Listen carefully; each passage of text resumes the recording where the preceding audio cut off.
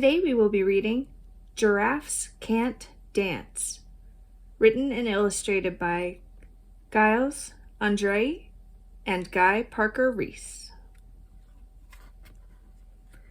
Gerald was a tall giraffe whose neck was long and slim, but his knees were awfully crooked and his legs were rather thin.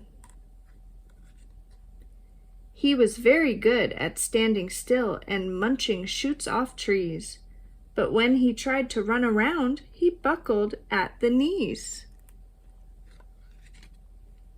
Now every year in Africa, they hold the jungle dance, where every single animal turns up to skip and prance. And this year, when the day arrived, poor Gerald felt so sad, because when it came to dancing, he was really very bad. The warthogs started waltzing, and the rhinos rock and rolled. The lions danced a tango that was elegant and bold. The chimps all did a cha-cha with a very Latin feel, and 8 baboons then teamed up for a splendid Scottish reel. Gerald swallowed bravely as he walked toward the floor, but the lions saw him coming and they soon began to roar. "Hey, look at clumsy Gerald," the animals all sneered. "Giraffes can't dance, you silly fool.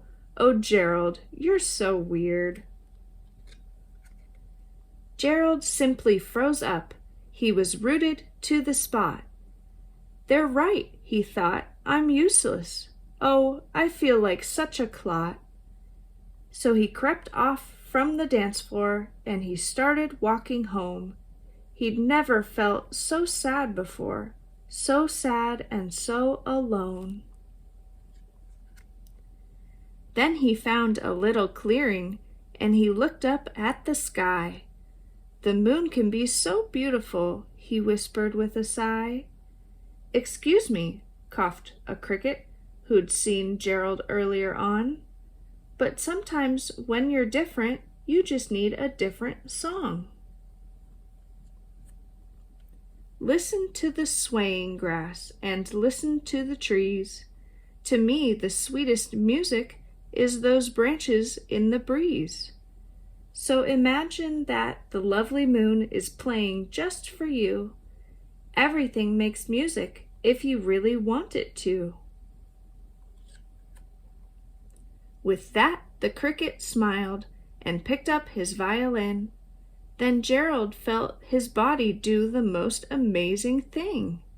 His hooves had started shuffling, making circles on the ground.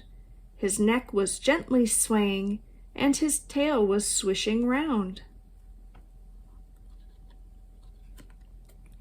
He threw his legs out sideways, and he swung them everywhere. Then he did a backward somersault and leapt up in the air.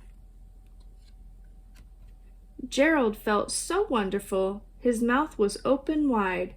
"I am dancing, yes, I'm dancing. I am dancing," Gerald cried.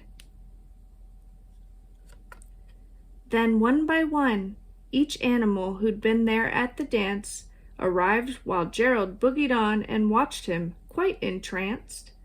They shouted, "It's a miracle! We must be in a dream. Gerald's the best dancer that we've ever seen." "How did you learn to dance like that? Please, Gerald, tell us how." But Gerald simply twirled around and finished with a bow. Then he raised his head and looked up at the moon and stars above. "We all can dance," he said, "when we find music that we love." The end.